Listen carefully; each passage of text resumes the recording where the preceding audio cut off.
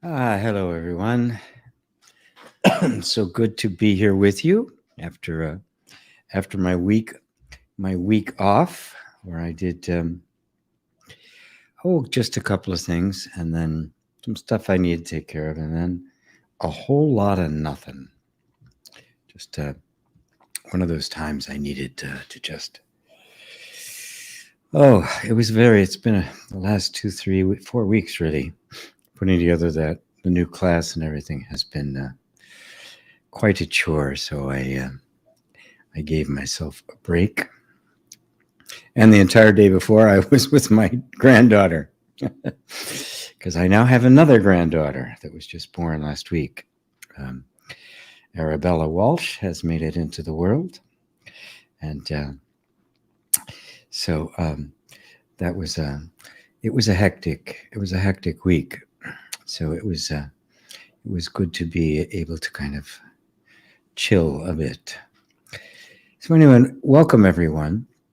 And I actually gave a title to this satsang, the field of intelligence. I've been thinking about it lately and trying to find ways to express the nature of the human experience and human existence, and to try to break down this imaginary separation there is between self and other, between the divine and human, that gives rise to all divisions, all sense of division.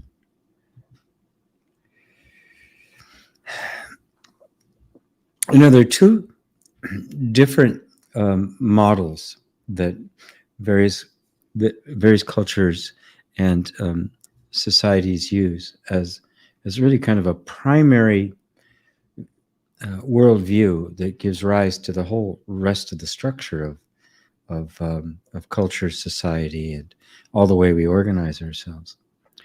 The one is, I think, can be rightfully called the Western approach. It's the foundation of Western thought, which was solidified into a real model with the Greeks about 3,000 years ago.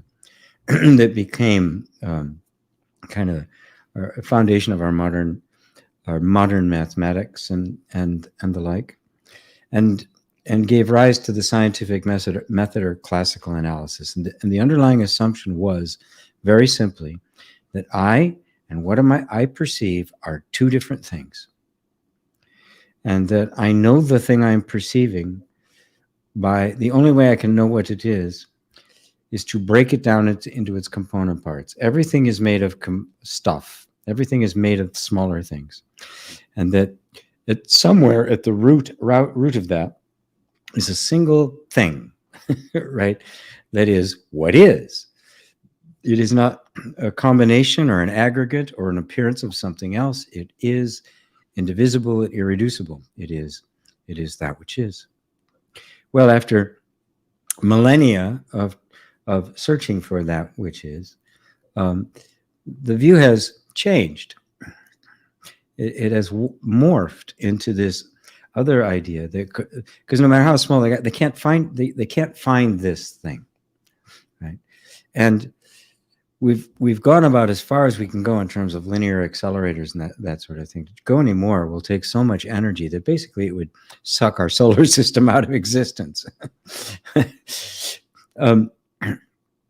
So the working ideas are that somehow space itself, which appears to be nothingness, right, congeals, actually literally condenses into form. And then the forms basically dissipate they hold together for a while, and then they dissipate back into this space, which appears to be not empty space at all, but some kind of a substance. Now, the other view, which I would have to call the view of the East, but that's not 100% true, because it's also the view of original cultures, of nature cultures, what we'd call pagan, from all over the world. It doesn't matter where you look. The nature cultures had a very different view of things that grew into more of the the Eastern philosophy we know, and that is that I cannot separate myself from what I perceive. That this mysterious substance that science has begun to say is space that condenses into form is in fact a, a, the self-aware intelligence, and that everything in existence is the manifestation or the embodiment or the condensation of this infinite intelligence, this self-aware intelligence. And there's an enormous amount of similarities to where science has gotten after these thousands of years to where what's been there all along, I have to say, except for one thing.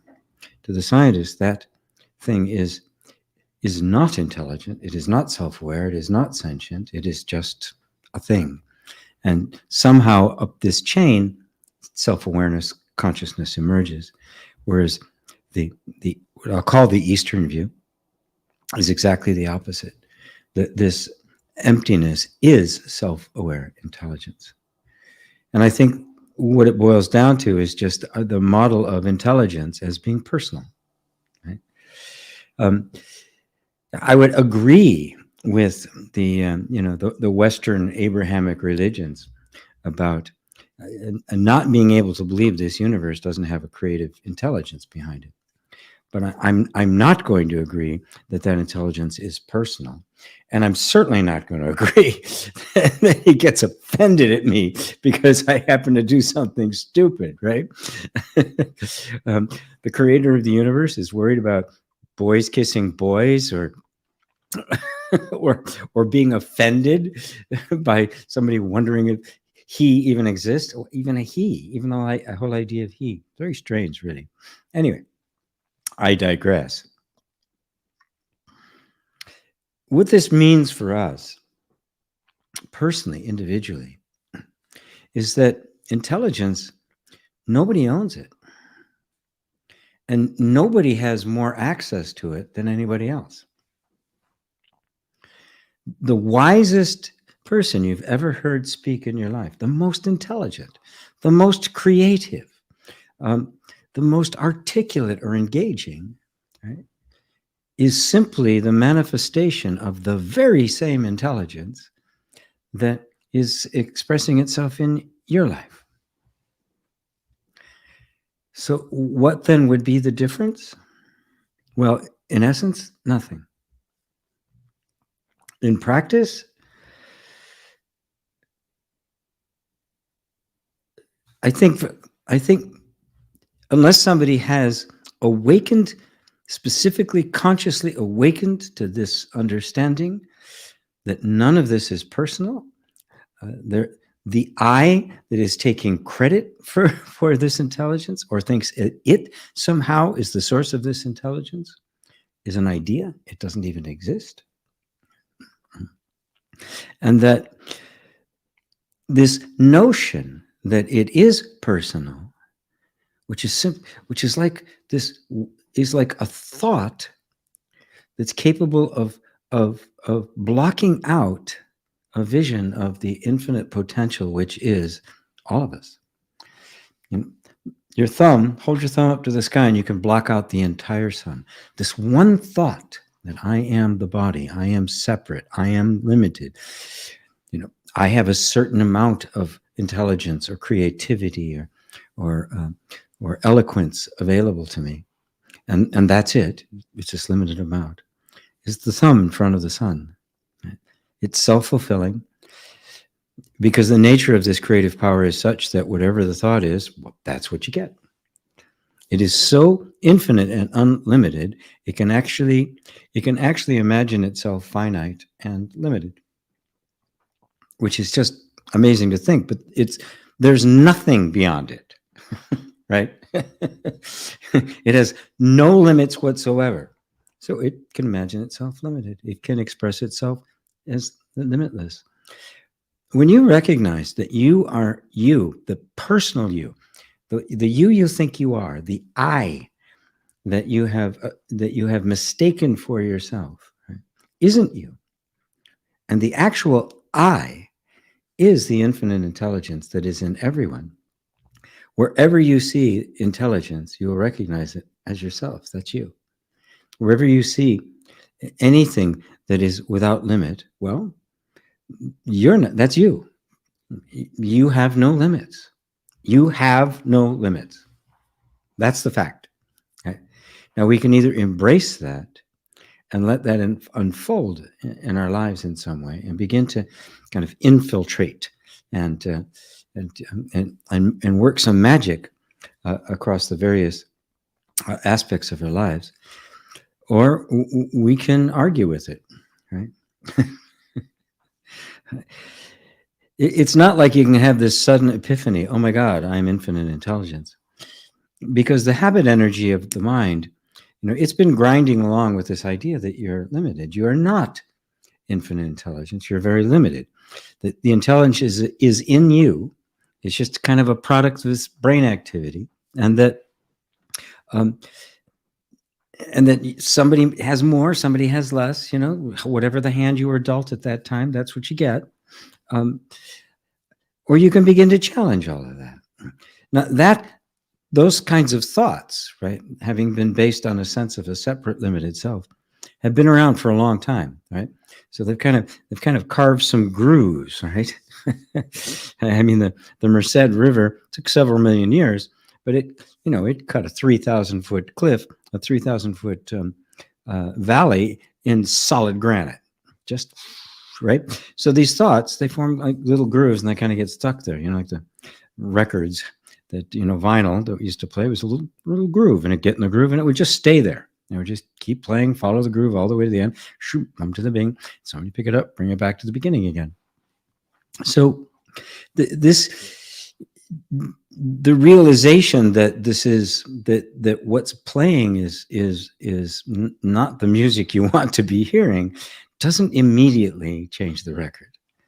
This is the process we have to go through.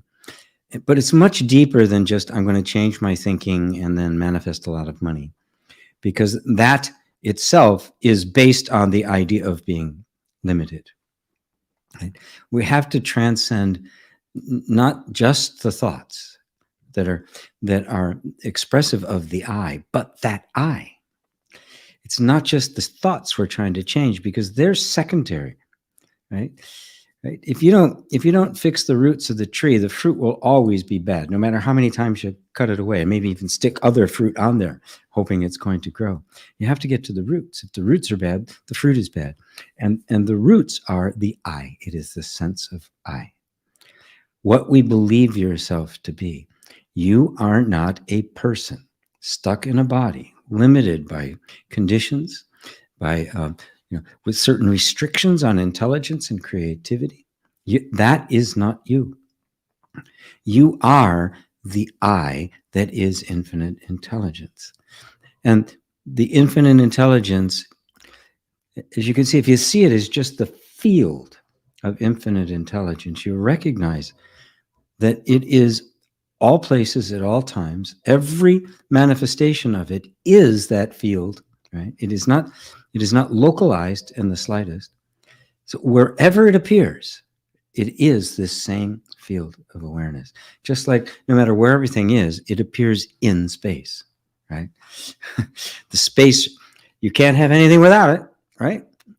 And this, what is called space in a materialistic model is called self-aware intelligence, or consciousness in the spiritual model. So I hope that helps to open up the possibility that the only limitations you have are the ones you believe in. And you are that infinite intelligence, because that's the irreducible. That's the indivisible. That is what it is. What is. Everything else is an appearance of that.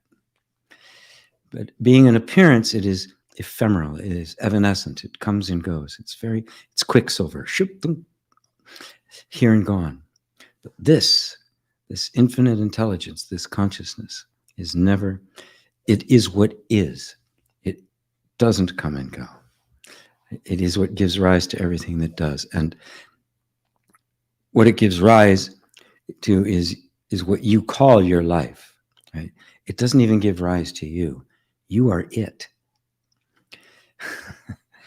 And every thought, every feeling, every sensation is a manifestation of it. That it needs to become your I. All right. That's good for now. Welcome, everyone, to Satsang. It's good to be here. Good to be back in the chair. Oh, and we have a nice crowd here. Roberto is back in Barcelona. Wonderful, wonderful, wonderful. Rosario, yeah, also is in. You're in. Hi from Barcelona this time. You live in Madrid, right? You're in Barcelona now. I love Barcelona. Wow, what an amazing city. Visited the Dali Museum, one of my favorites. Rosario, how nice you're back. Thank you. You're welcome. Hello, Hendrik. Good to see you. There's Robbie in Romania, David and Elaine in Southeast England. Hello, my friends. Crispin in Switzerland. Okay, Crispin asks, in a recent talk, GP advised, watch your thoughts. This has been with me for a few weeks, and I highly recommend it to everyone. A lot appears in a new light, including your own consciousness. To be continued. Is it continued further on? Let's see. No, I guess not. To be continued. I guess that's the cliffhanger, huh, Crispin? Okay. Yes, watch your thoughts. And when I say to do that, I don't mean watch your thoughts with the intent of changing them, because now you're not really watching them. You're judging them. And that's different. When you start wanting to change them, now you're in the realm of self-help, law of attraction, manifestation, visualization, and all of that, right? This is about simply becoming aware of becoming aware. Just by watching and noticing how even the desire to change them is another thought, right? You naturally begin to kind of become increasingly aware of your own consciousness, of that which is watching the thoughts. Right? It's quite remarkable. Right? It seems like, well, yeah, it's not a big deal, right? Well, it's only not a big deal, which is another thought, when you're watching your thoughts with an intention to make something different. When you're free of that intention, you are in a place of genuine meditation. You're in the place of pure allowing. Without intention, you are pure awareness, because pure awareness has no intention. It's aware of intention, right? And just lets it be. It doesn't take personal ownership of it. So when you're simply watching thoughts, really watching, which means watching every thought, including everything that pops up as an intention or a judgment, a shudder, oh God, I wish I didn't have that thought. All of that, right, is being watched. And when that watching is really pure, when that witnessing is really pure, it begins to connect up to something deeper, something really primary, something beyond which you really can't go, right? Because there's nothing watching that. Right? There's not something else behind that. Right? Right? You're hitting the very bedrock of being. So I'm glad you. Hope that wasn't too loud. I'm glad you're discovering that, Crispin. Wonderful.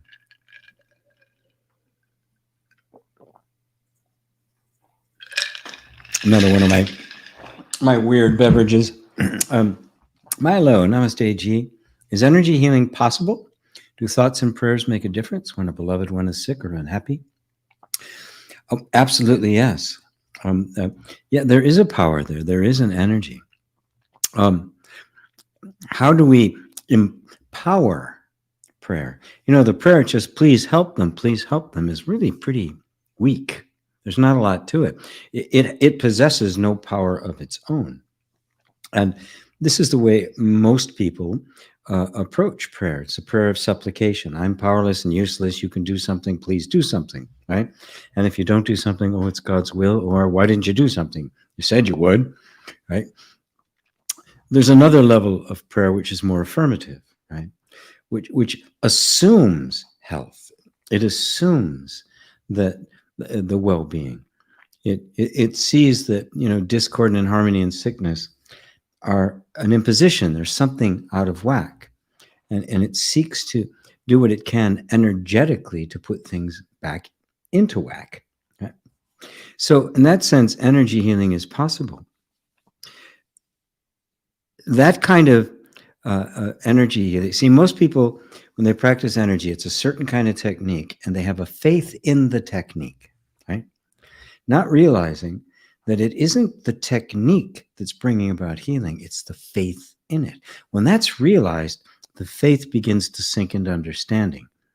It is no longer diffused, right?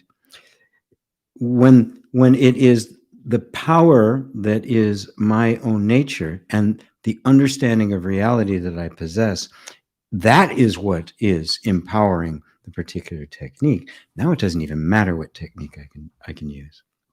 Ultimately,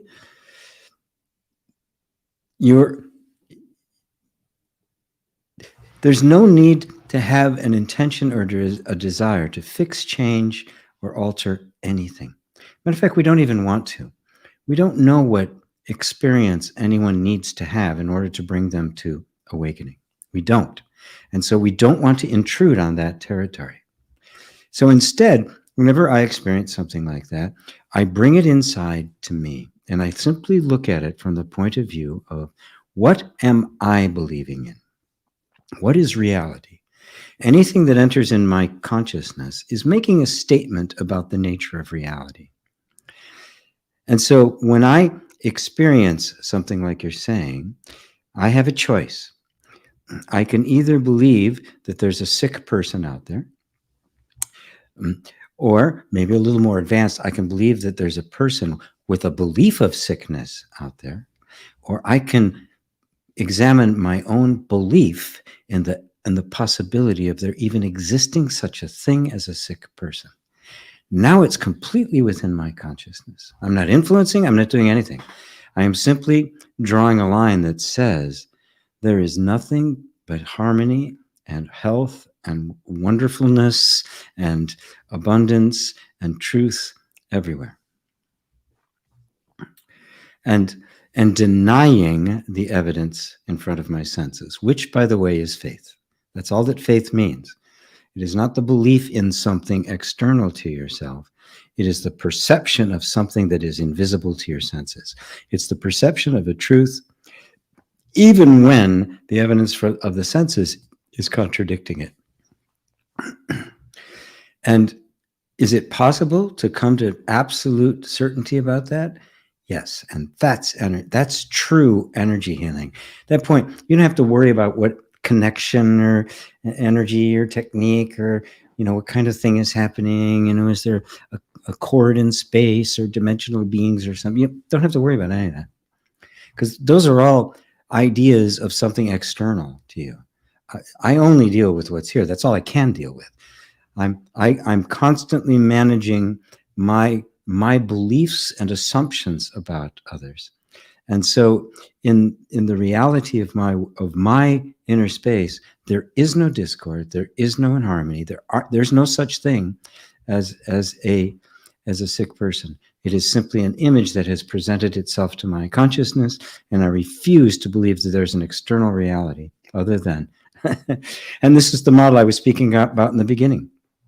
Materialistic model, there's me and there's just somebody else, and some kind of interaction has to take place for me to assist or help them. In the Eastern model, there is nobody out there. It is simply perception, and I'm completely have absolute authority over my perceptions. That's an advanced healing thing. I don't talk about it often because it's very misunderstood and can get can confuse people, but that's basically it in a nutshell. I hope I hope that helps. Lovely. Thanks, Milo. Hello, Penny. Suzanne, hello, hello. When I hear certain songs, they trigger a deep sadness in me, and I instantly have to cry. What does that mean? Oh, it means you're a human with a good heart and sensitive and are capable of allowing yourself to feel. Because one of the beautiful things about music, which is why I loved being a musician, and I still am, was that power in it to just bypass the mind and go directly to the heart or to the body, whether it be a group and you just can't help but move, right? Or if it be something that just tugs on your heartstrings. Sometimes it's an emotional association. There's still some songs I hear from when I was a kid, and it just kind of like, just kind of tugs at my heart, right? There's oftentimes there's a song that gets something you hear on your first date of somebody you end up spending the rest of your life with, or at least a significant period of time, or some key event. These beautiful associations can take place, and there's certainly nothing wrong with it, right? There's certainly nothing to transcend there. I have definitely got to get some oil for this chair. Sorry. I'm just becoming aware of how much it's squeaking. It wasn't that bad last week. Or, well, I guess it was. I just wasn't paying attention. Anyway, so everything has an association, and I'm not quick to break those associations unless they're overtly destructive and unhealthy. And there's plenty of those. But the others that just kind of touch in our humanness, I leave those alone. That's what music is for.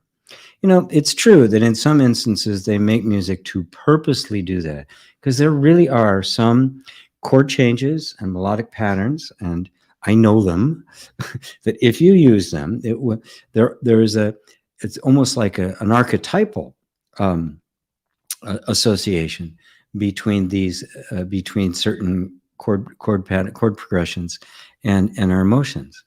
There's others that there's one, and that's why it's used. It's a 1-5-6-4, and that's why it's used in just thousands and thousands of songs. Matter of fact, half the songs you hear that are hit songs have that chord progression in it, because there's an emotional tug on it. It's not necessarily sadness. Good music tries to go beyond that and not just keep doing the same thing over and over. But commercial music isn't interested in that. It's interested in selling records. So the meaning of it is it's either something really inherent, and there are some things in music that you just can't help but respond to it. Others are personal associations, like all sorts of things. There's archetypes. There's things that are common to all of us. And then there's things that are individual, your personal experience of it. And as we grow, those will change. Those that are kind of relevant to a different time of life, there is sadness that's like painful, from the past, reminding us of painful events and the like. Those you can begin to disassociate from, so that you can eventually end up keeping the sweetness of what was experienced without the extra triggering, right? The extra stuff laid on top. But I wanted to not throw out the baby with the bathwater. Separating the wheat from the chaff. I don't want to lose anything human. I don't want to get rid of sadness because I stopped feeling, right? I don't want to get rid of sadness at all. There are times when sadness is appropriate, right? When someone I love is hurting, I feel it, right? When if something is lost in my life that means something to me, I feel it, right? That's being human. I wouldn't want to change that. What we don't want is the undue suffering, the attachment to those kinds of experiences and emotions. And we also don't want resistance to them, right? This is what it means to be fully human. This is the flow of life. You feel it Totally. If you want to feel total, unbridled, ecstatic joy, you have to be willing to feel utter grief and loss. And this is the beauty. This is to allow us to experience the yin yang, the opposites, because in the full experience of all of them, you'll find the other. And it's true. It's not just a cute idea that you adopt. When you're fully present with your grief, you will find a joy. And when you're fully present with the joy, you will find that anchor in grief. They're both there. They're always both there. It's a continuum. It's not a switch. So hopefully that helps. Don't think anything. Don't try to let go of it. Right? Just when it's a beautiful place for a genuine inquiry. Let's say you hear a song, you start going inside. Geez, I wonder what that's all about. And let yourself feel it, and let the energy itself reveal whatever it has to reveal. And it may be time to let go of it, or it may be something that stays with you for the rest of your life. I still have stuff that stays with me for the rest of my life. Probably many of you have seen me tell the story of my night on the bridge 50 years ago. I still can't tell that story without crying. I can't. I've never once told it without having to at least fight back tears. Most of the time I can't. I have to stop. Right? It's just, it wasn't a song. It was an experience, but it's the same kind of deal. It's the same kind of deal. So thank you, Suzanne. Martin, who and what was Shiva? Oh, you must have read my blog today.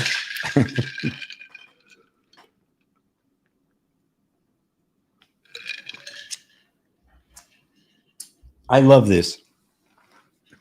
I love discussing gods and goddesses. Being raised in a Christian world where all of that was horrible and nonsense. I mean, I never was even exposed to it. I never heard the word Shiva. I mean, it was after my night on the bridge that I heard the word yoga or enlightenment or any of these kinds of things. It just wasn't in the vocabulary back then. And as I've learned over the years to really delve into mythology, in the West, because we have such a concretized, factual version of God. There's a God, and he's a real man, right? Although I don't know why, but he's a man, and he's there somewhere, and he's the ultimate other, and it's a real thing, right? And you believe in it as a thing, and there are no other gods, and people and we have this idea that in other cultures and they see these as beings the way we see our God, and it's not true. As I was talking about in the my opening monologue, it's immanent. There's an immanence, that there's this kind of universal intelligence that manifests itself in everything, and they saw it in everything, and they anthropomorphized it in everything. So there was a goddess of fertility, or the goddess of the harvest. There was a god of wine, right? There was a goddess of prosperity. And there was all sorts of creatures. There were dragons and wolves and all sorts of things that represented these archetypal or essential energies, these characteristics that were just, you could see them like you see music in every song you hear, but music itself is totally ephemeral. You can't wrap your hands around it. Now, that's a nice introduction to at the center of the Hindu constellation of gods is this triune god of Brahman, Vishnu, and Shiva, and they have different meanings, right?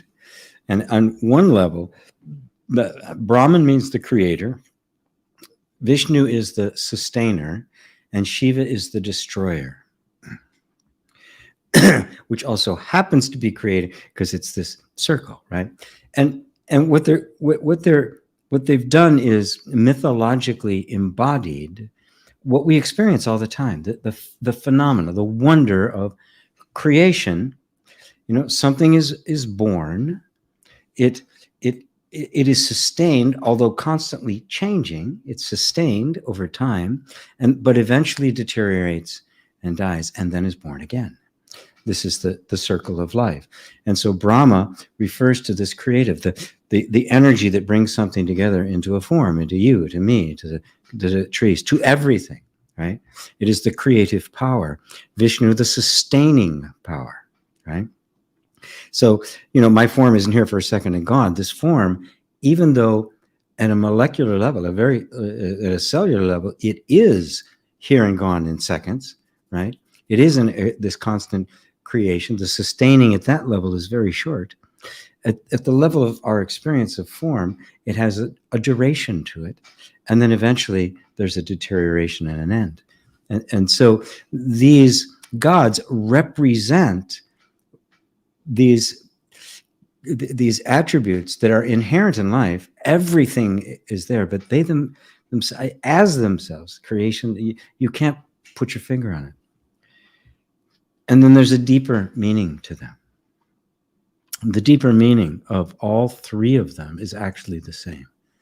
They are the true self, right? Everything that is created, sustained, and destroyed is an appearance.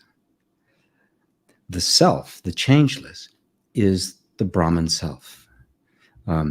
As it says, it's absolute being. It is the Satchidananda. It says it throughout the Rupa Gita, right? To the Brahman self. That is the true I am, the actual self. It is also it's also used. It says the Rupa Gita also refers to that in the same thing as the Shiva self, right? Right? And Shiva has other aspects. Shiva is both creator, is both destroyer and creator. The feminine aspect of Shiva is Shakti, right? That's the consort, the masculine energy of Shiva, the feminine aspect of creation, right? And so they all correspond. They're pointers. They're metaphors. They're like words, except they're images with these, elaborate. They're just beautiful. They're just extraordinarily beautiful to represent the great mystery of existence. And it is a mystery. Why do we exist? We're sitting here having conversation and questions. We're talking about the deepest questions there are in life. Just stop for a moment and just consider. We can do this. Is it just the 100th monkey, right? And I'll be gone and it won't have any meaning anyway? Or is there something to this self-awareness thing? Is there something really unique and extraordinary about self-conscious awareness? Because that self-conscious awareness is what these guys are pointing to, right?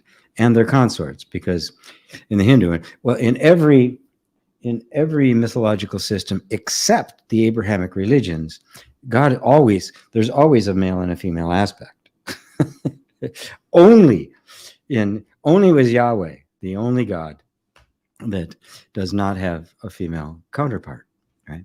So you can understand why he's always so angry and wrathful and beating people and jealous and stuff. It's quite clear. The guy needs a little, right? I'm going to be condemned to hell.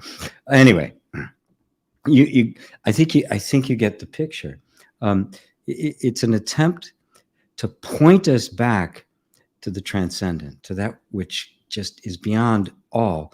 And what is that but yourself, the biggest mystery of all?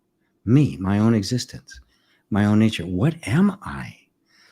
Everything I see, everything I touch, my body, everything is constantly changing, and yet here I am. What is this? Well, that's what they would say. That is the Brahman self. That is the essence of all things. Or as I was calling it at the beginning, the field of infinite intelligence, of self-conscious awareness. That is Brahman. That is Shiva. That is Shakti, right? That is the source, the ultimate source. That is God. So hopefully that's the Hindu Trinity in a nutshell. And hopefully that was will satisfy and open the door for pondering it, because it's not like, okay, what's this? You get an answer. Oh, that's what it is. It's like, what is this? It is It is a doorway into self-exploration. That's what it really is. You are Shiva, right? What? Yes, you're the creator, you're the sustainer, and you are the destroyer. You are the self behind the whole arc, behind the yin yang, right? You are Shiva. Ooh, what am I then? Now it gets interesting. Thank you, Martin. Oh, it's starting to get warm. If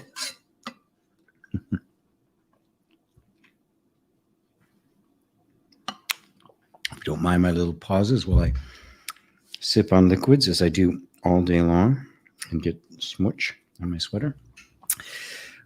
Red Rose. Oh no, Annette. Annette. Oh, you beat her in by a second. Annette Rockstar. What effects does silence have on the body, mind, and soul? Thanks.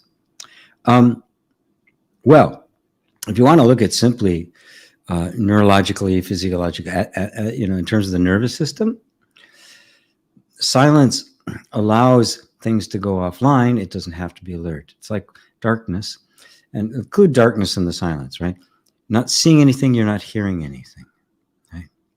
And which means the whole nervous system can relax. It can begin to shut down. There's nothing for it to pay attention to.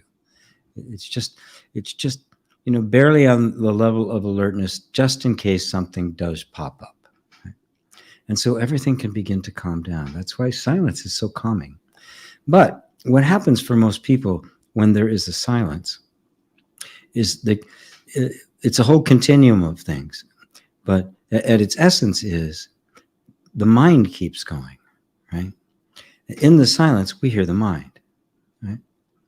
So if there's this quiet, your mind will be moving. Now, what's really important, if you can really grasp this, that the mind isn't disturbing the silence, the mind is appearing in it. The silence is a constant, right? Without silence, even the loudest piece of music couldn't be heard, right? It would be, walking through a mall or an airport or something like that, and there's all this ambient noise, and you can kind of just hear there's some music playing, but you can't hear it. But if that was nothing but silence and that was all that was there, you'd hear it absolutely pristinely. So everything, right, relies on this background of silence. Even the cacophony of the crazy airport ambience relies on it, because you wouldn't hear that if there was other noise. Everything has this baseline of silence, of quiet. That silence in its real nature is you. It is not a state of things. It is what you are really like. It's what the internal world really is. It is your normal state. Now, if you just for a second become aware of the fact that thoughts are happening and you're watching them, you're hearing them, then you recognize that you are sitting in the silence and always are. So that means now that you can come into this place, be in the silence, even while the mind is going. So now meditation, there's no need to stop your mind. In fact, you couldn't. The more you try to, the less success you'll have at it. Because the act of trying to stop it is itself the mind and is feeding the mind. And it's just, fresh out. You just poured more gas on the fire, right? But to come to the place that is silence, because only from there could you be listening, then you just stay there and let the mind do what it has to do. It will eventually, because it's not being fed, kind of dissolve into this silence. And you begin to realize that thought, the forms, right, all of the creation, including the subtle creations of mind, are arising out of the silence, which means they're made of that silence, which I know is paradoxical, but it's the way it is. And then they just kind of dissolve back into it. Brahman, Vishnu, Shiva. This insight, that silence, that's the goddess, actually, the mysterious creator. The act of that thought appearing, that's the Brahman aspect. The thought has a tiny duration, an emotion a little bit longer, a concept, a little longer than which is a group of thoughts, right? Just like the very cells in the body coming and going to sustain a body. There's thoughts come and go to sustain a concept, and that fades away. And that's Shiva. All the aspects, there they are again, right? This is what it's pointing to. But what they're coming out of, what's watching them the whole duration of it, and is watching as they are dissolved back into that silence, is the silence. That is the source of them. That is the very substance of it. And so the effect that it has on the body is that the body calms down because it's not on alert, right? And the less you're interested in changing thoughts, and the less you're interested in making them go away, the less interested, the less engaged you are with them. And then what happens? The mind gets quiet because there's no energy feeding it. And as far as the effect on the soul, well, silence, that is, in which this is all appearing and is watching it, that is the soul. It doesn't have an effect on it. That is you. That is your being. That is the true Brahma, Vishnu, Shiva. Or even in the Hindu mythology, even the gods were a creation of the mysterious feminine principle, the womb of the universe. Completely unknowable and mysterious. Thanks, Annette. And there's Sonia. Oh, not fair. I got here early and there's already a line for questions. This reminds me of the toilet paper shortage. That's good. That's good. That's a good analogy for satsang.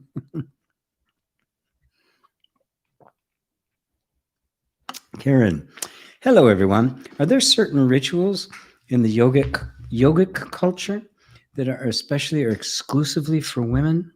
In the yogic culture, wow. I have to say I'm not really sure, but I'm going to add this to to expand my my research. I haven't, as some of you may know, I'm planning on doing 2 workshops, one exclusively for men and one exclusively for women. And the process of preparing for these workshops, I'm diving into various kinds of mythologies and rituals and things that are defining for each of the genders, and they're very different for men and women. And there are many different rituals for women, especially rites of passage rituals. The rituals around going from girl to woman that are completely different than the rituals for boy to men. So I'm going to add that to my list in the yogic culture to see if there are any specifically for women. That would be very, very, very, very useful. So thank you for asking, and I don't really have a answer as of yet, but I'll get one. I will definitely get one, because these rituals are important. Matter of fact, I got a book sitting right here that I just got, all about creating sacred spaces, and so I'm doing the work on it. So hopefully I'll have a lot to offer you when it's time to give I'm planning on somewhere around the end of October for the men and the middle of November for the women. So, okay, great. Thank you, Karen. Tatiana, hi everyone. Yes, Crispin, watching our thoughts is powerful. Yep. Congratulations on your second granddaughter. Thank you, Penny. GB, Georgia, good evening, G. Satsang, all the best. Thank you. Hello, Amy. Good to see you.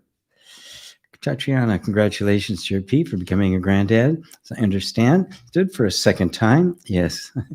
All the best for the little girl and her parents. Yeah. Yes. It's pretty fun. Yeah, it's pretty fun. Patricia, namaste, G. Love to all for every here. It's wonderful to be with you. So good to have you. Congratulations. Thanks, Dave and Lane. Ursula, Madeira Island, Facebook user. Hey, G, is it possible to feel the energy of others? And if yes, how?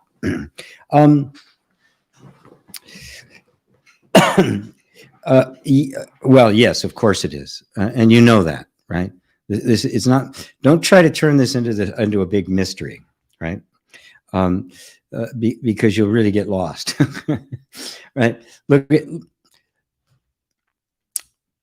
you're on your way somewhere, right? You know, you're going to go to an event, or you're going to meet a group of people or something.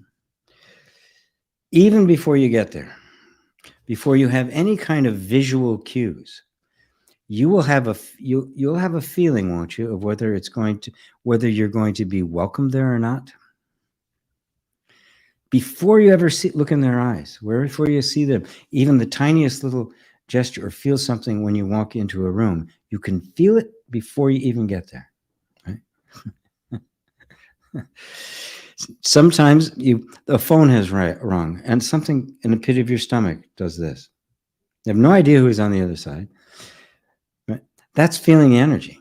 The truth of the matter is, the line of separation, the boundary between you and others, does not exist. It is completely a creation of the mind. And therefore, we experience it as if it is real. And then we're surprised. And we ask things like, can I feel other people's energy? As if this boundary was real. The borderline between you and the person sitting next to you, or the person on the other side of the world, is no more real than a border between the US and Canada, or between Germany and France. Go look for it. You won't find it. There isn't one, right? It's completely a construct of the mind.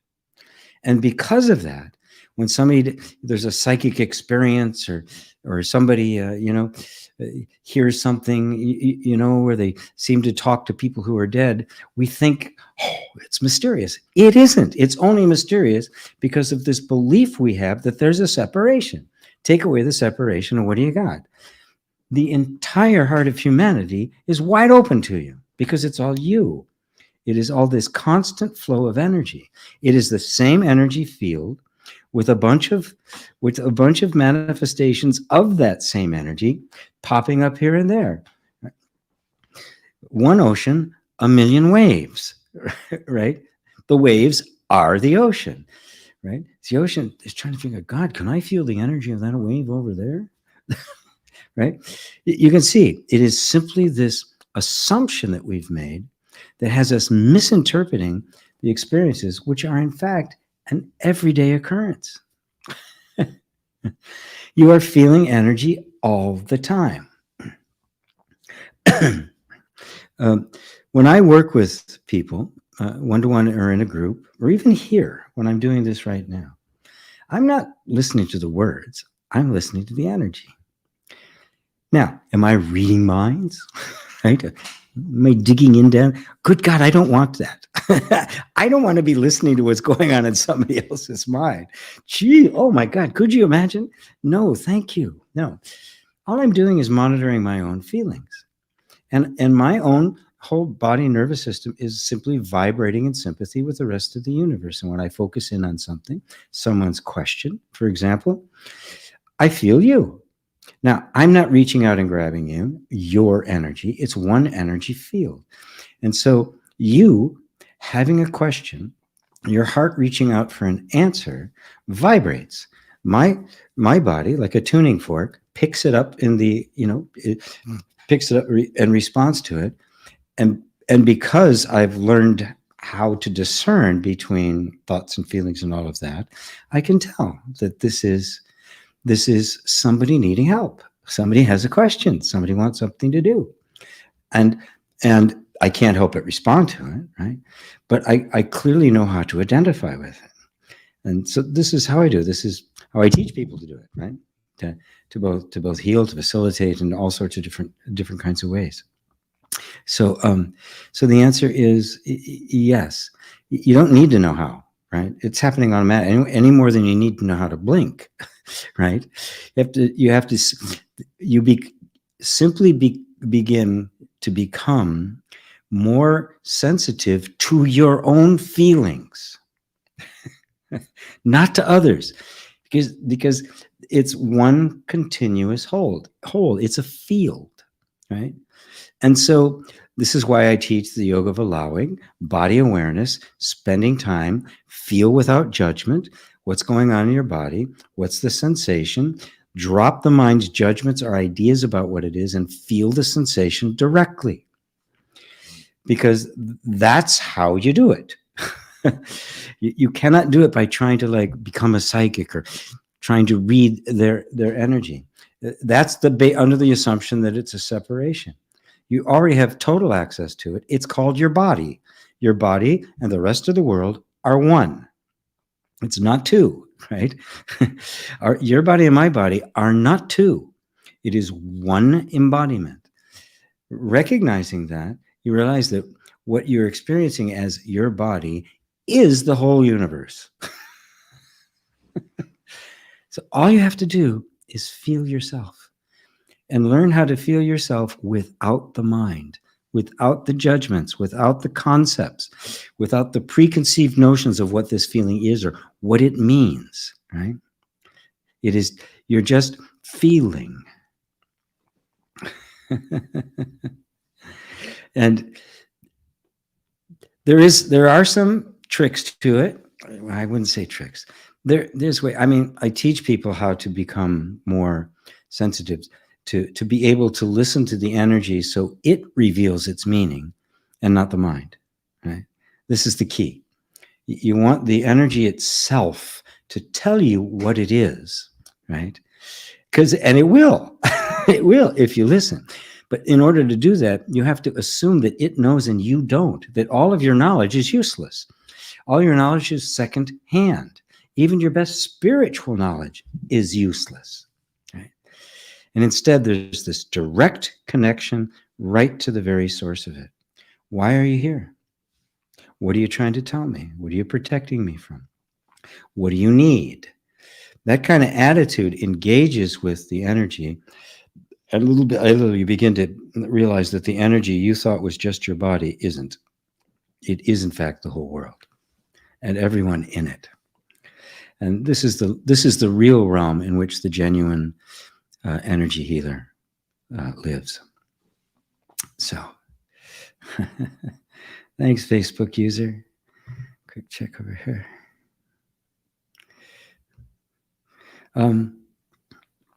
Let's see. Oh, a friend of mine just said that there are, who actually is more knowledgeable about these things. So I'm going to be hitting her up for some good information. She said there are some specific yogic rituals. So already got a resource for you. I'm working on it. Fantastic. Fantastic. NDB, evening all. Congrats, GP. Hey, thank you. Thank you so much. Patricia, ooh, new granddaughter. Congratulations. Little Libran to grace your life. Yes.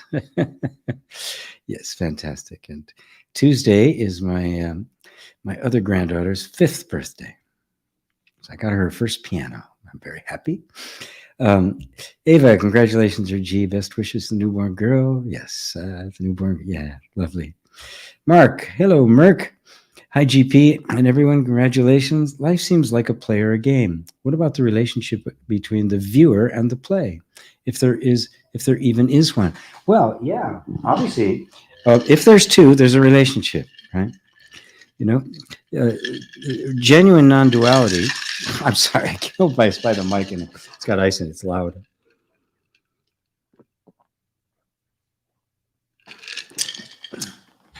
Genuine non-duality breaks down the imaginary separation between those that creates relationship, establishes them as one without losing their distinct difference, right? They're not the same, they're not different. Neither this nor that, nor both, nor neither. It is beyond the 4 possibilities. It's impossible to conceive of. So the relationship between the viewer and the play is part of what's being viewed, right? It's a game, right? Sometimes I like playing a game, sometimes I don't, you know? Sometimes I want to play cards, sometimes I don't, right? Sometimes I want to dance, sometimes I don't. So the relationship is in a constant dance, right? So it like everything else can fluctuate, right? One moment can be really intense, the next can just be really warm, right? Some things can turn cold, right?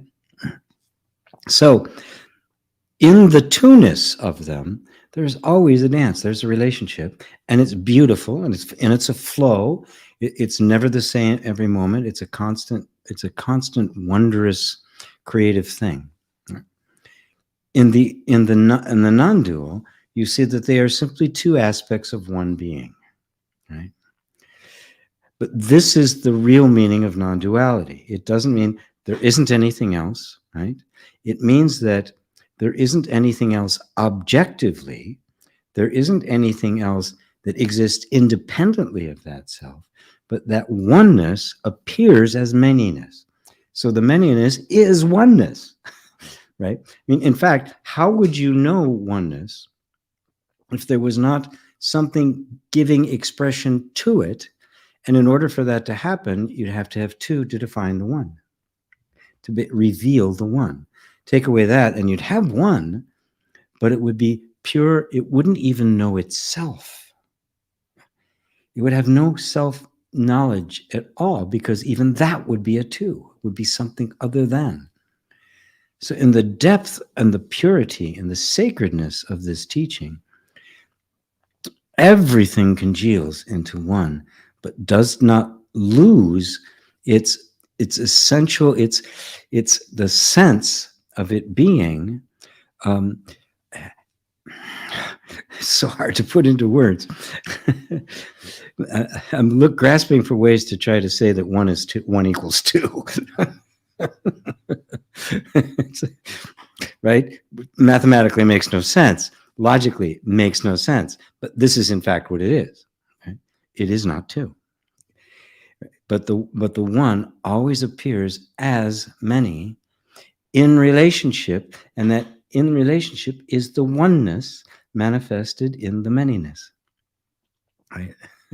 Whereas the ultimate oneness of it is transcendent. It is beyond all categorizations of thought. It cannot be spoken. It is the Tao that cannot be spoken.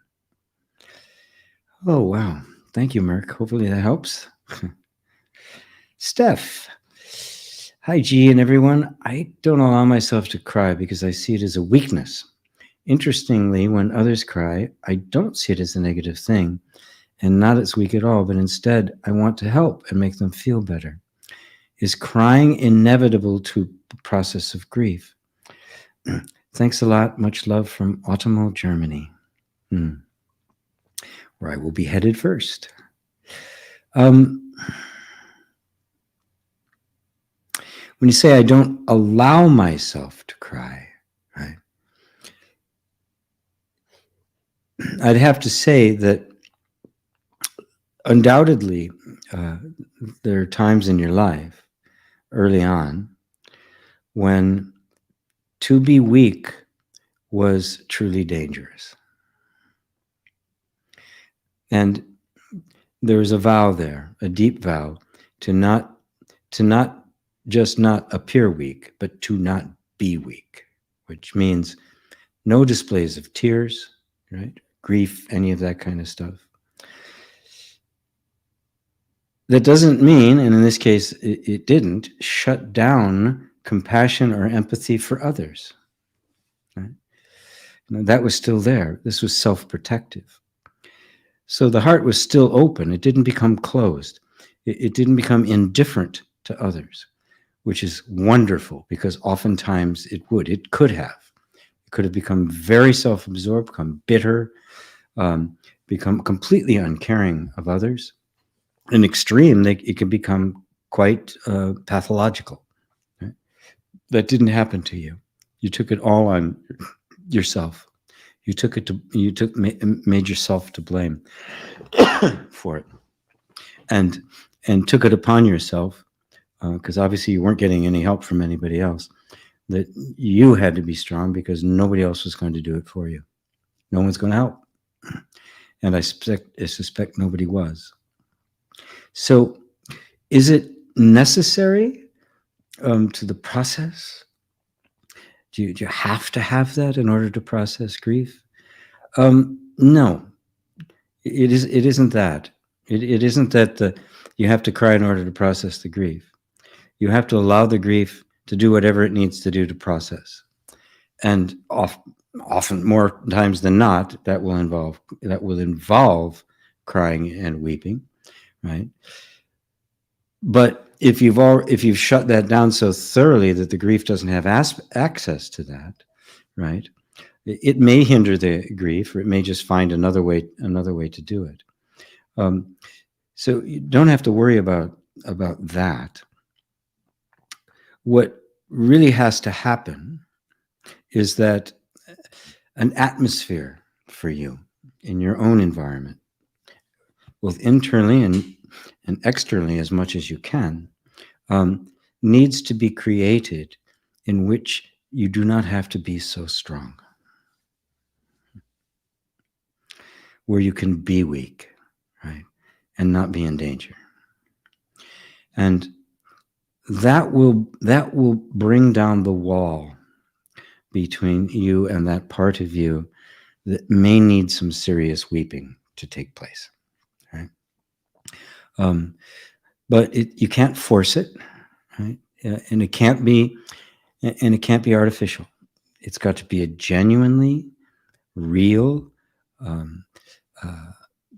solid container of safety that allows you to basically just collapse in weakness, right?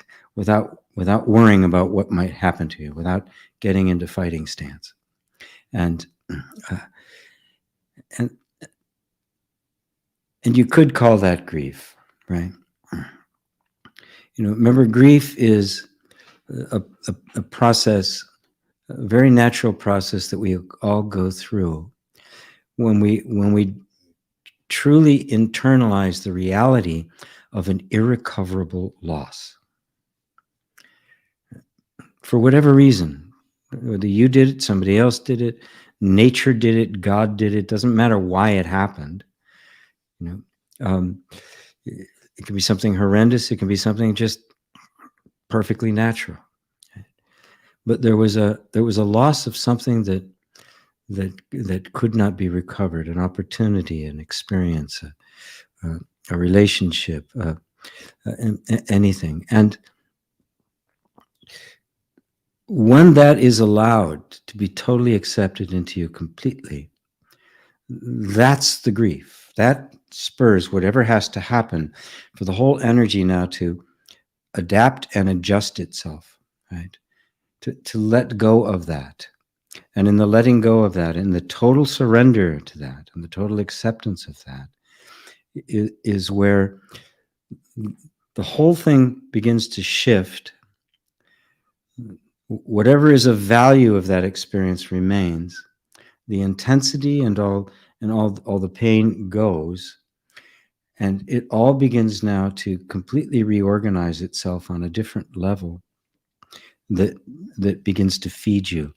And it finds the ways to replace that loss, and reestablish that sense of inner harmony. Not a dismissal or diminishment of what was lost, just a losing of all of the nastiness, right, that may have been involved, and yet maintaining the original innocence, right? And thus that gets reflected off in your life, and the whole nervous system now is free to build something brand new. That's the Shiva death that then allows for Brahman to come around once again to make a new creation and make something better than you've ever experienced in your whole life. Thank you, Steph. In autumnal Germany. Peter. Hello, Peter. Peter is in, yeah, you're in Italy, aren't you? Good evening, and everyone around the world. Grateful for being here. Me too. Hello, Robbie in Romania. It just hopped ahead on me. Wow, over an hour. Get the questions in early, everyone. There are more people arriving earlier to squeeze in questions early on. But you know what? I would recommend, before you do that, you know, when you come to satsang, you may have a question coming in the door, but once it starts, you know, okay, go ahead, type your question in, right? Or you could just kind of hold on to the question, right? As you want an answer to it, but not give it to your mind. Say, oh, I gotta ask it soon, so G will answer it, right? Instead, just listen to the initial talk that I give, kind of pick up the vibe. Really, you know, connect. Notice that these are your peers here. This is your sangha, right? Everybody here is in this same space and on the same quest and the same deep desire to know themselves. And see if that spirit, that energy itself, might not begin to either answer the question or make it irrelevant. So I would just invite you to try that. And even if you have a question that seems really burning. I know that the earliest ones that get in, you know, I tend to go to the top, but toward later on, as we get closer, I may just kind of scan through for the ones I want to pick out. Because I'm just not letting myself be here for three hours anymore. I will do that on the retreats. I will do that, but I've got to be a little bit more guarded of my time. So anyway, so I see, because there's lots of questions there. Wow. Okay, Robbie. You talked about the concept of initiation of the boy into a man. Could you explain what you mean when you're saying the boy? Because I hope it's not about the creative, free, innocent side of being. No.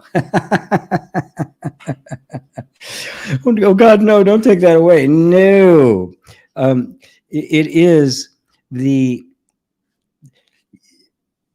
part of what happens when the boy's body becomes a man and the boy is still a boy, is that stuff gets suppressed, right? The creative, the dancer, the free spirit, the rebel, the curious one, the mischievous one, that gets suppressed, and it comes out very ugly. And because now you've got a boy trying to live in a man's world, and those are all weaknesses as far as that is concerned. And so the initiation process it's losing the sense of being invincible. It's losing the childhood self-absorption. It's all about me, which children have to be that way. It's part of the process, right? It's losing the childish view of women, of girls, to stand up as an equal partner. It's losing instead of the it's all about me, it becomes all about us. And I not only recognize myself, my own dance, my own creativity, but I also recognize that simultaneously I'm part of a larger thing, and I need to serve and protect that larger thing, right? So now it's a flow between my role within my tribe, right, which I'm here to protect. That's a big part of the man's job, to protect, to entrust, to serve, right? But I serve it with my uniqueness, my individuality. So nothing is lost in there. It's just given a focus that is no longer just about me. We drop the childhood mythologies. The childhood mythologies are that of invincibility. Superman, right? Who has one weakness, and that's just so he can have villain after villain that he always wins, right? Right. So superheroes, what are the most popular movies right now? They're comic book movies, because comic books are boyhood myths, right?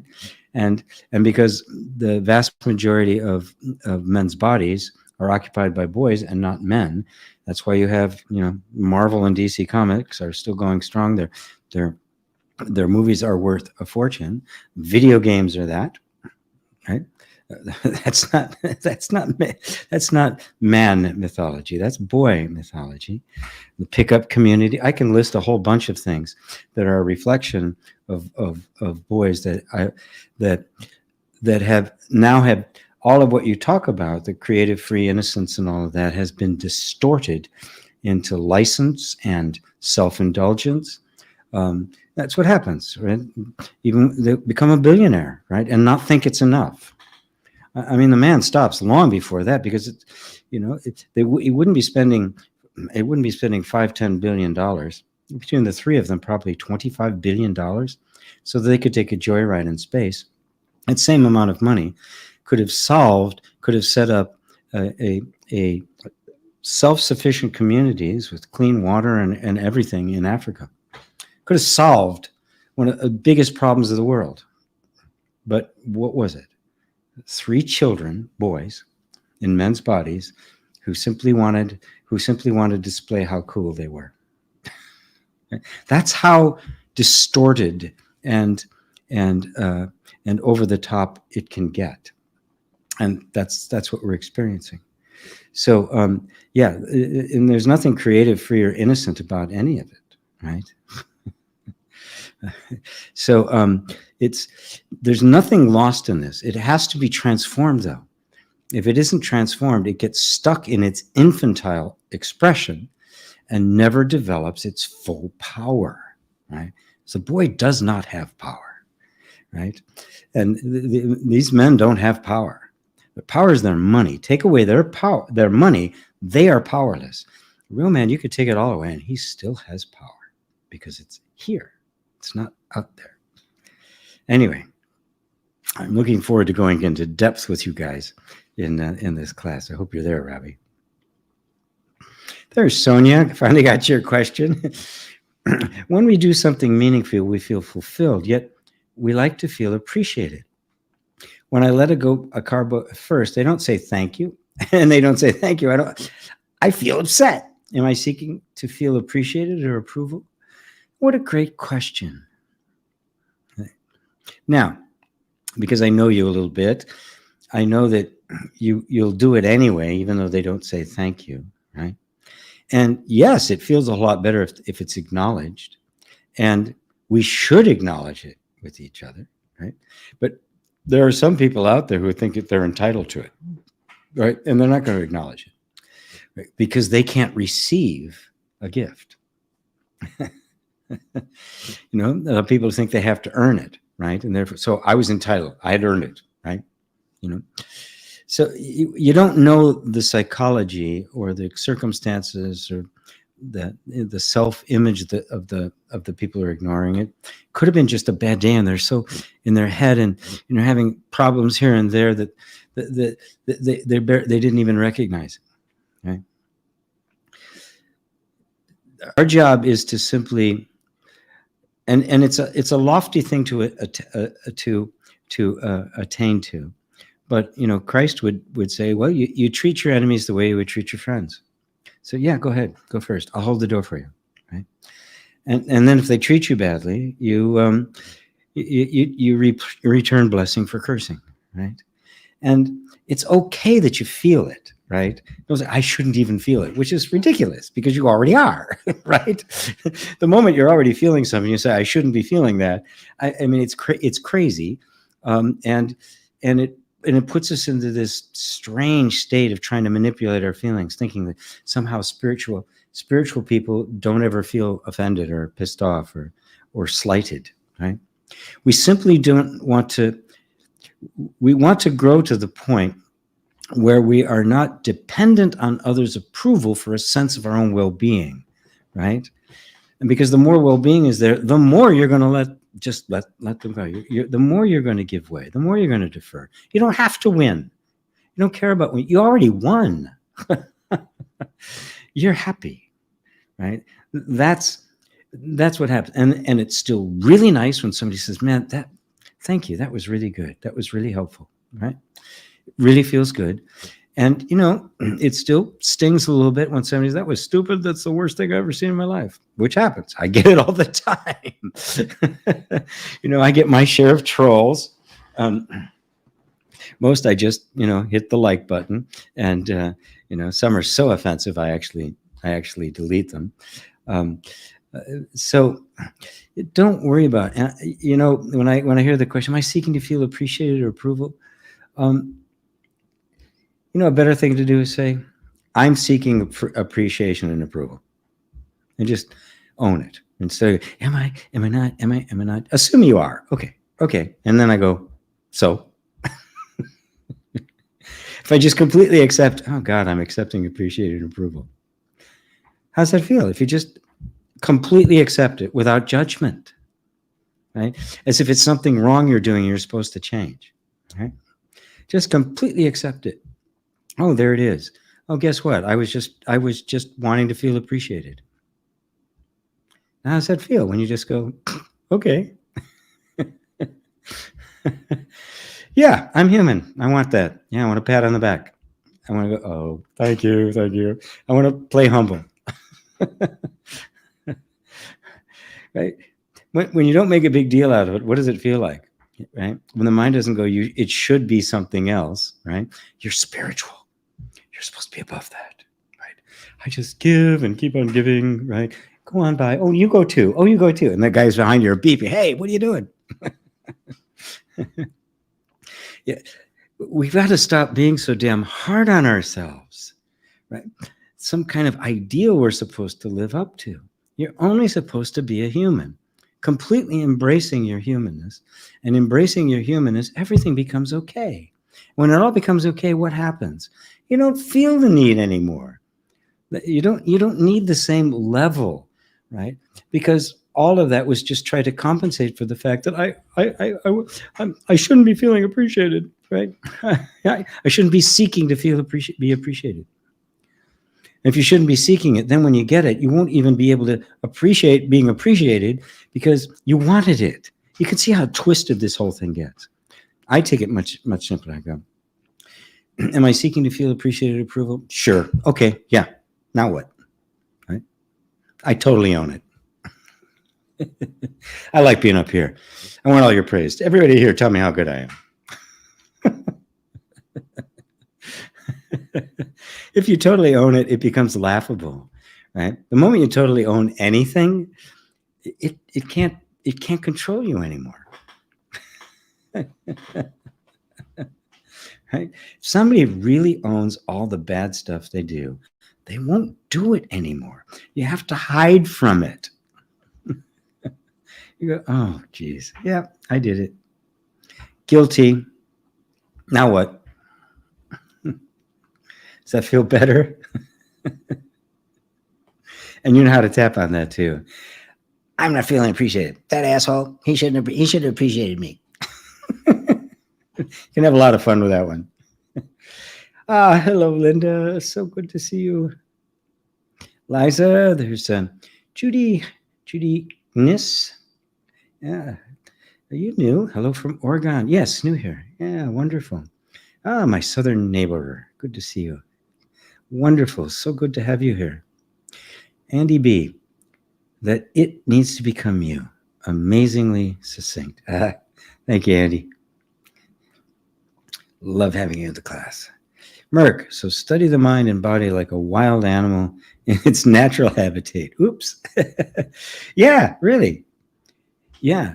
You're not quite sure what it's going to do, but you're just trying to learn about it. You're not trying to interfere.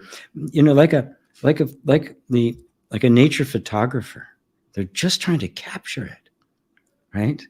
Which means they don't want to intrude even in the slightest. It's a position of pure amazement, of awe, and curiosity, and at the same time, just this place of quiet. Beautiful. Jay, hello, Jay. Why do some people despise children but love dogs? Is it the screaming and crying? Well, yeah, anybody who despises children despises themselves, right? Imagine what their childhood must have been like, right? Be weak, abused, tough, ignored, pushed aside, right? And so now a child crying means I need attention. They didn't get it, clearly. If they had, they'd be first just wanting to give the child attention. It's just perfectly natural. Dogs, on the other hand, you know, they don't. I need to go out. I need to eat. That's it. Otherwise, that, oh, you're the most wonderful thing in the whole world. I love you. Oh God, thank you. You're home. Oh geez, I'm so happy now. Right? They ask nothing. Right? You know, the most minimal upkeep, and they worship at your feet. Right? Right. So the for a lot of people, they can't handle the kids. Right? I've been on airplanes when the people behind me, the kid was fussy, with kicking the back of the sim of my seat. I've seen lots of people, can you tell her? It's like, what are we gonna do? I use it as a wonderful opportunity to just love them, to love life, right? Okay, the universe needs to kick me in the ass. Okay, won't be the first time, and this is a really gentle way compared to some of the times I've gotten it in the past. So you just use it as an opportunity. But the people who don't, they don't know to do that. They just want to, and there's some people, they just want to complain about everything, absolutely everything. So I don't pay attention to them, and I don't know the specifics of each individual, but there's something in somebody that's rejecting their own child. That's the only way. It's the only reason it could happen, because there's absolutely nothing in human nature that makes us do anything but want to protect and love children, no matter what they're doing, even when they're really annoying. It's a crazy question. I've been coming across a lot of this in the past week, mainly from someone who was on a flight. Oh, there was a child who was screaming and crying the entire flight, basically, blaming the parents for bringing the child on the flight. Yeah.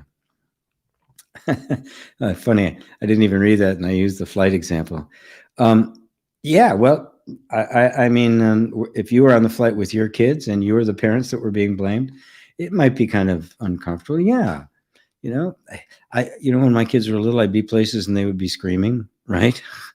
And at a certain point, I might pick them up, take them outside, and just kind of hang out with them for a little bit, so they whatever it was. When you're on an airplane, you can't do that, right? So it's just like, oh, well, sorry, they have a right to be here too. They're kids, deal with it. Grow up. They're kids. They're a kid for 2, 3, 4, God knows how many hours. They're strapped into the seat and can't move, right? Or they're just in their mom's arms. They can't run around.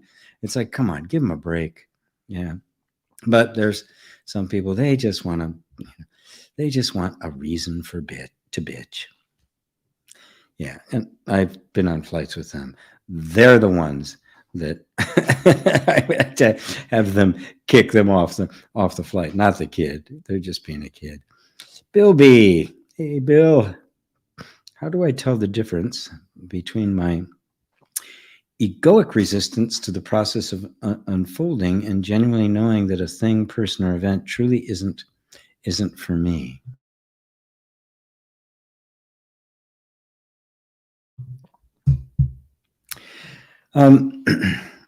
Well, when I'm asked things like that, the first thing I want to do is caution that it's not like a checklist. If it's got this characteristic, then I let it in. If this characteristic, I need to reject it. It's the ego. It's a cultivated intuition. It's a cultivated sense, right? And it really comes from experience, right? But first, it starts with a desire. The very fact that you're asking me that question means you want to have the genuine unfoldment of the self, and you don't want it distorted or discolored by the egoic mind. And there's enough presence and awakeness now that you know there's a difference, right? But you're not always sure which is which in any given moment, right? So the first part I have to congratulate you on, because you're already awake. Right? Without some awakening, that question wouldn't even be asked, because you would just be doing the egoic things. It'd be just this standard. Now, it is the mind that wants to have kind of a nice, clear check the boxes, right? So it can know. Well, it can't know, right? Because the very same thing can appear, right? The very same kind of unfoldment can appear and be interpreted by the ego, or be seen in its true nature, right? And somebody who is acting from their ego and somebody who is acting from the self can both produce exactly the same behavior. One will be right, the other will be wrong. Even though what's happening is the same, because it's the energy underlying it. So you have a resistance to the process of unfoldment, right? The only thing you can do is be willing to be with that sense of resistance long enough and honest enough for it to reveal itself, right? There's a feeling of resistance. Now, excuse me. I think that might be a satsang first. That was the burp from God. You'll notice that even the sense resistance means there's also a preference, right? You maybe really want this thing over here, and there's this feeling, should I or shouldn't I? Right? Now, in order for this to truly work it out, the two of these have to be reconciled, right? You can't reconcile if you're taking sides. You say, okay, is this egoic resistance? I should do it. I shouldn't do it. Or is this real? This is an intuition, and I should. Right? Intuition doesn't feel like a tension or a clutching, right? So the way I approach this is I say, okay, there is the desire for something, and something has appeared on the horizon that seems like it could be it, right? This has potential for it, but I don't know. There's a resistance to it, all right? So rather than going to the mind to try to figure it out, you say, okay, this desire has arisen in me. I didn't create it, so I'm not responsible for it. And ultimately, whether it fulfills itself or not isn't even really my doing, right? It's got a life of its own. And there's this feeling of resistance to it. And I don't know if this is an egoic resistance, just wasn't going to say the same. If this is a genuine insight that maybe this isn't for me, okay, good. I'm going to be with both of these, and I'm not going to take sides. And I'll sit here as long as I have to. I'm not going to act, but I'm not going to reject it, right? I'm not going to say no, but I'm not going to say yes. I'm going to get into this third position. I call this the peacemaker, where you are pure awareness. You have no preference. You have no attachment or aversion.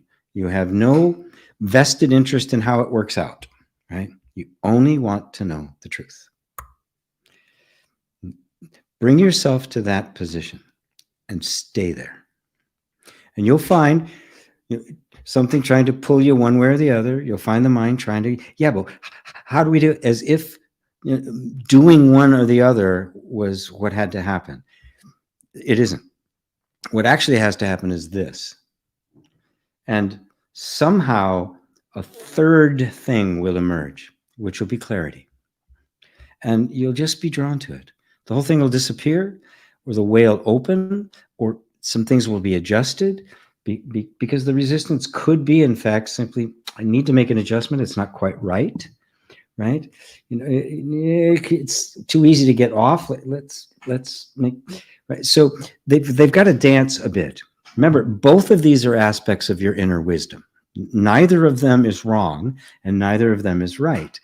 But when they are splintered, when they're disconnected, right?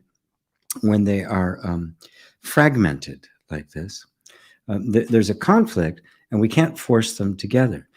And so when they're not dancing, you don't see the whole picture. You only see two aspects of it. You see blue and red, but what we want is purple. And so you let this happen. And the way that happens all by itself, you don't have to force them together.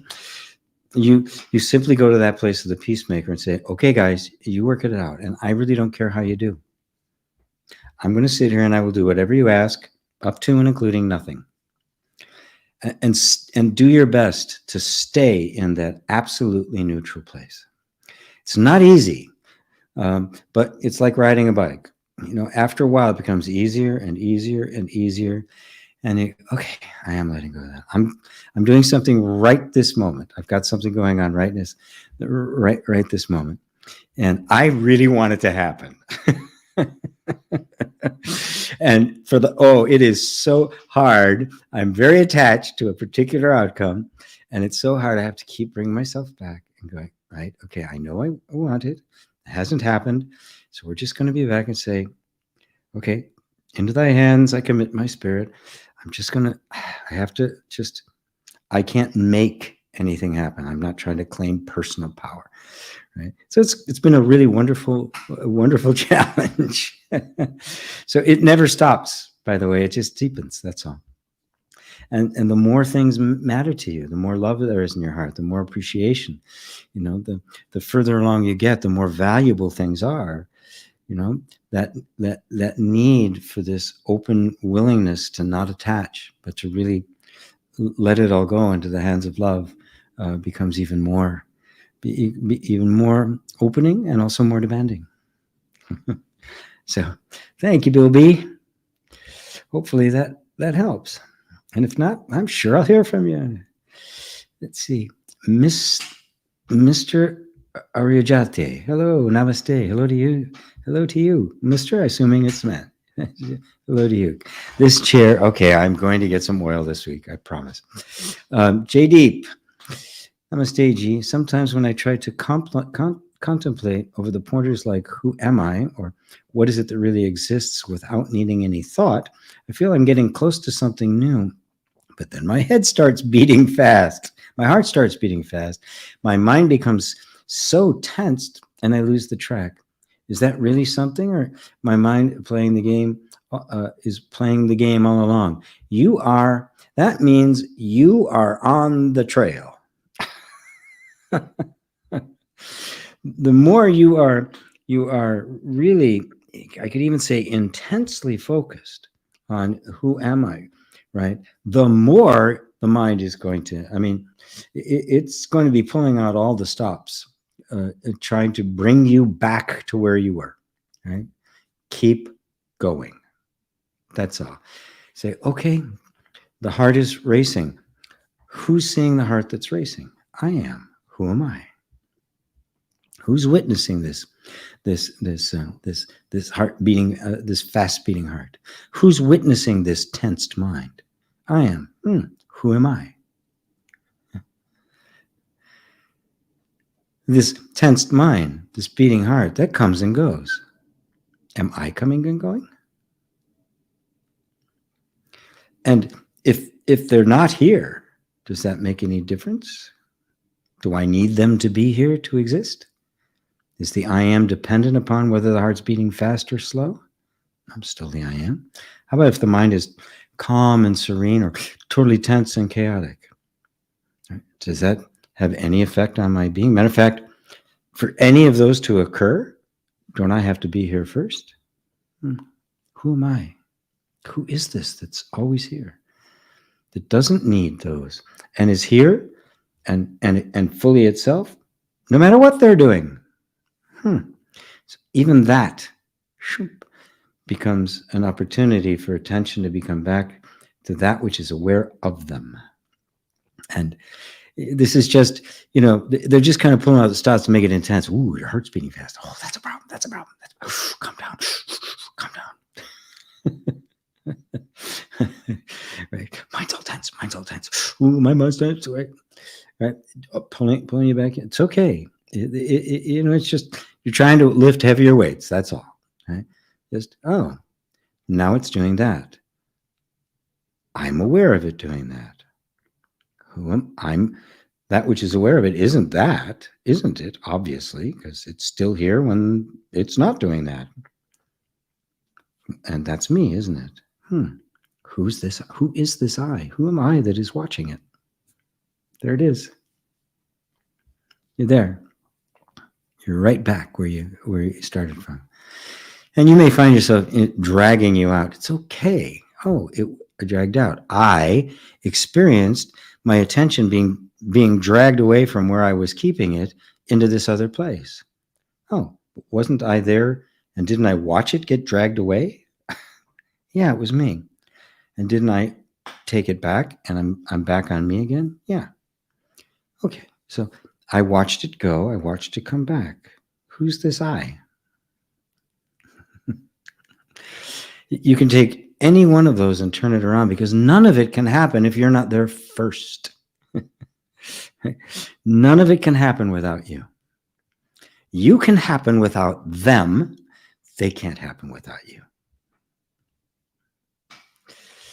Thanks, Jay. Deep. Patricia. So is health... lost you. There you go. Is health attainable by feeling into the energy of health? That, yes, on one level, you could take that one step further. Energy of health is health. It doesn't attain health. It's what it is. Recognizing that that's what it is will then just run through the whole system and bring the entire system into alignment with health. You're establishing the energy of health as the fact, not as a state gained, right? Because I've got good thoughts now, or healthy thoughts, I will get these healthy outcomes. You're establishing it as a primary state, as a primary fact. And a fact isn't a state, right? It just is. This is what is. Health is reality. The nature of reality is health. God doesn't ever get sick. Period. Therefore, health is the nature of being itself. Health simply means well-being. That's where it comes from. Health, wheel, where it comes from. It means well-being. That's it. Everything functioning as it should, right? Not some state that gets made, that can be gotten and lost. It isn't physical conditions. It is the nature of life itself. Recognizing that, you establish it as a fact. Establishing it as a fact in your consciousness begins to eliminate everything that contradicts it as a fact. You find they were all beliefs. And it's kind of this natural self-assertion of truth. Once it's accepted as truth and not just as some condition you're trying to attain. Does that answer it for you, Patricia? Leaf. Hi, everybody. Hi, GP. Can you clarify, is consciousness simply to be understood as a capacity of intrinsic attribute of the infinite field of potential, such as love, peace, and light are? No. Consciousness is another word for the infinite field of potential. In the question, I can see, and a lot of people do this. Oh, you got more. And could we say this field is unknowable by nature and simply consciousness arises out of it as a concession to the mind?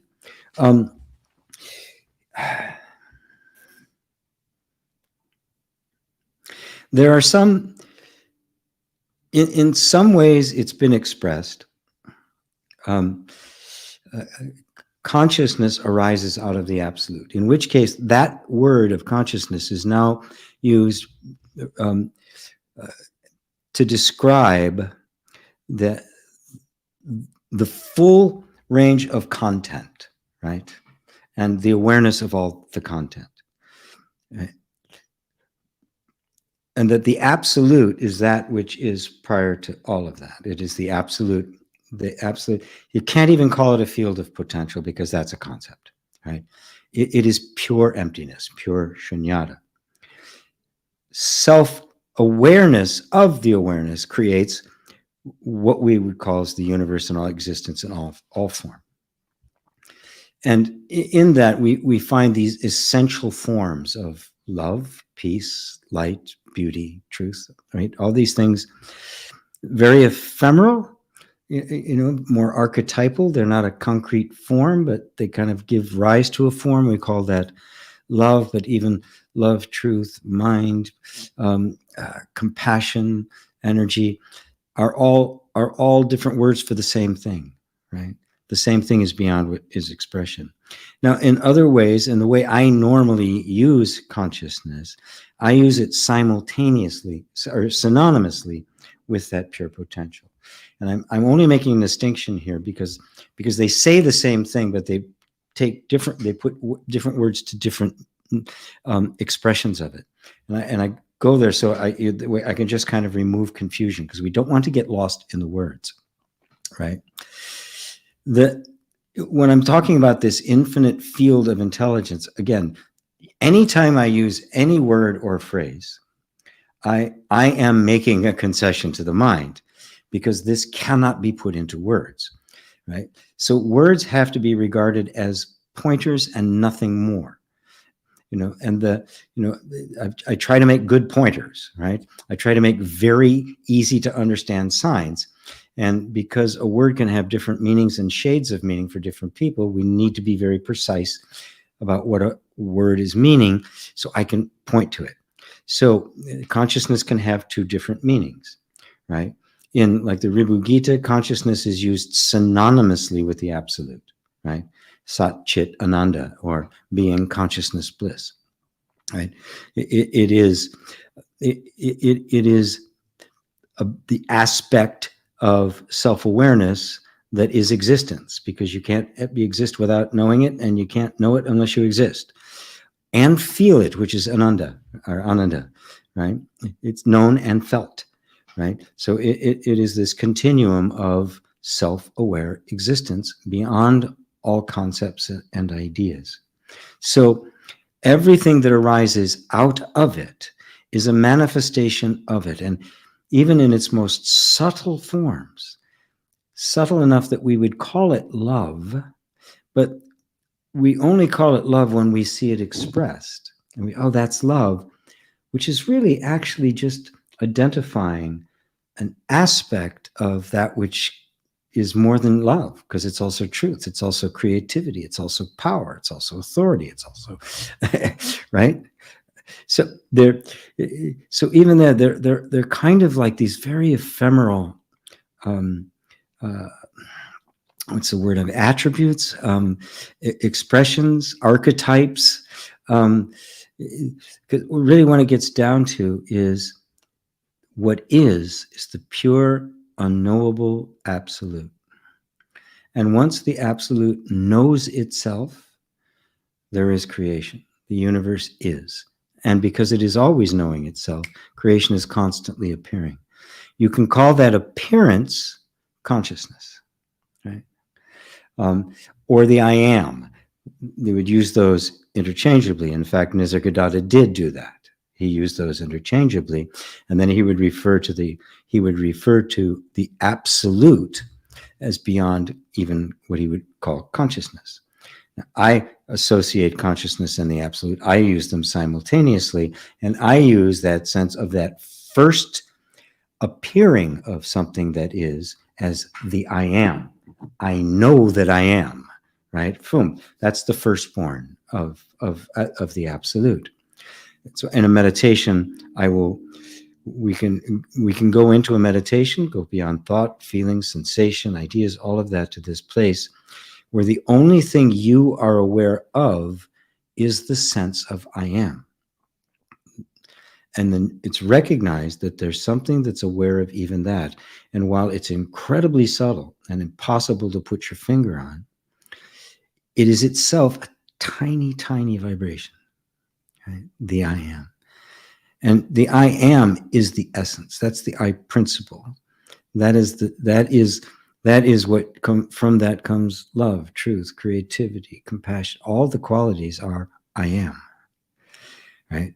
And that I am is the first vibration, the first arising out of pure awareness, pure consciousness, pure absolute. Yeah. How's that for you? Leaf, does that work? Hopefully I explained that in detail. It's painstaking. I really have to be very, try to be very precise when I'm describing these. Thank you. Peace and love from Germany here too. Boy, I have a lot of people in Germany.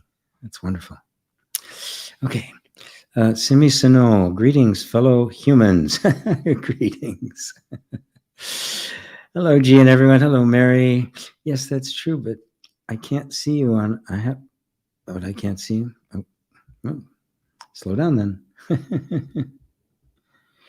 You are my kryptonite. Okay. Questions turning irrelevant is the best answer. Boys will be boys. Yeah, that's what they like to say. Yeah. I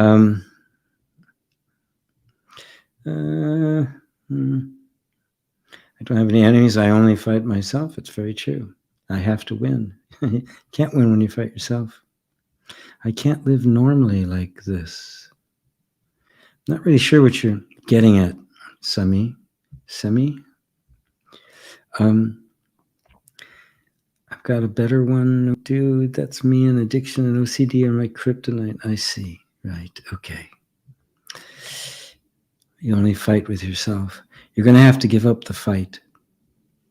No, you want your freedom. And we say, I have to win. Right? What you want, just fix your attention simply on, I want to be free. I don't even know what that means, but I want to be free.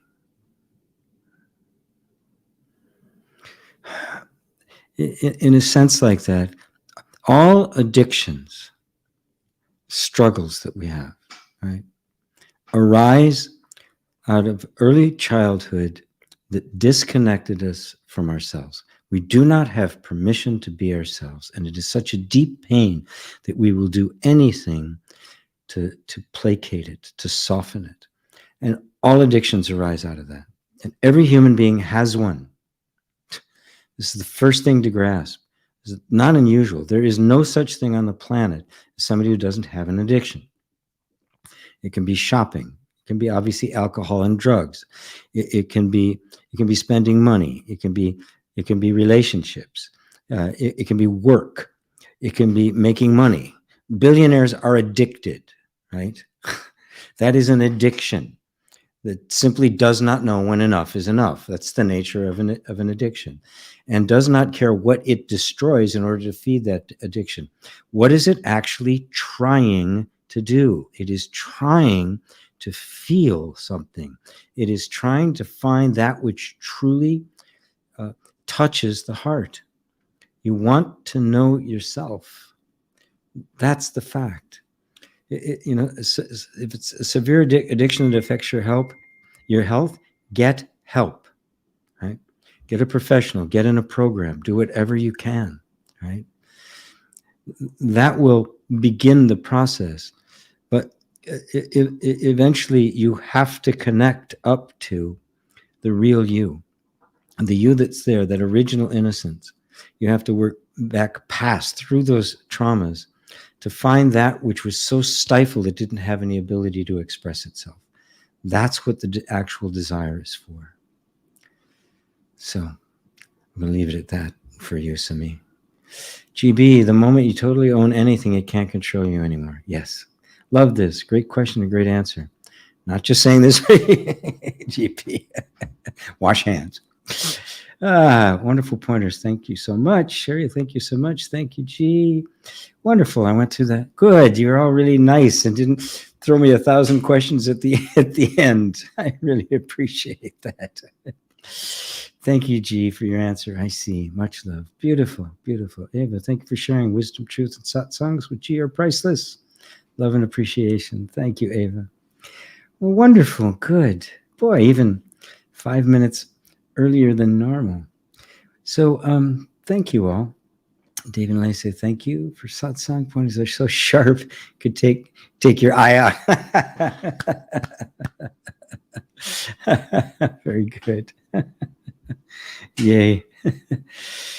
So thank you all. Thank you all very, very, very much. And uh, mm.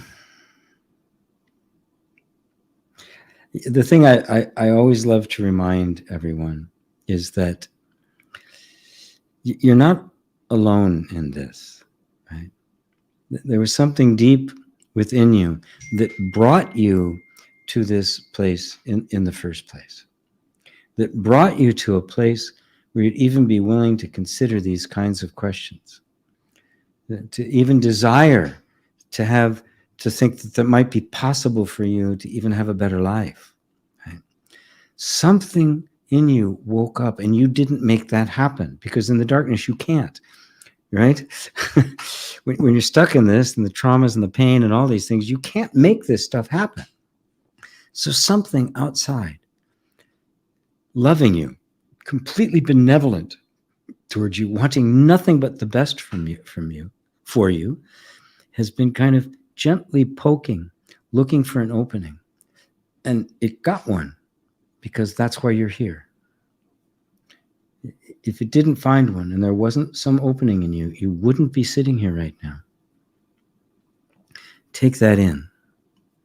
You're not alone. There's a power that brought you here, and that power is going to bring you the rest of the way. That I can guarantee you.